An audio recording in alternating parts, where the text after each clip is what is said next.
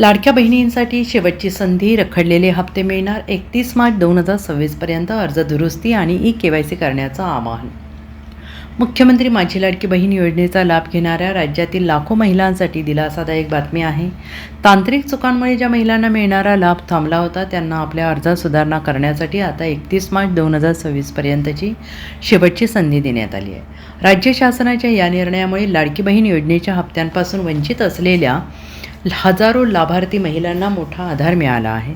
योजनेच्या सुरुवातीला अर्ज भरताना झालेल्या घाईगडबडीमुळे अनेक महिलांनी ई-KYC प्रक्रियेत चुकीचे पर्याय निवडले होते. विशेषतः नाही ऐवजी हो अशा तांत्रिक निवडीमुळे प्रणालीने अनेक पात्र अर्ज नाकारले होते. मात्र तांत्रिक त्रुटी दूर करून माहिती अद्ययावत करण्यासाठी प्रशासनाने ही अंतिम मुदतवाढ दिलेली आहे. ज्यांचे अर्ज मंजूर आहेत पण खात्यात एकही रुपया जमा झालेला नाही, ज्यांच्या बँक खात्यांच्या माहितीत त्रुटी आहे, ज्यांनी अद्याप आधार कार्डाचे प्रमाणीकरण पूर्ण केलेले नाही, ज्यांचे बँक खाते DBTसाठी लिंक किंवा सक्रिय नाही, अशा लाभार्थी महिलांना अर्ज दुरुस्तीची संधी मिळणार आहे.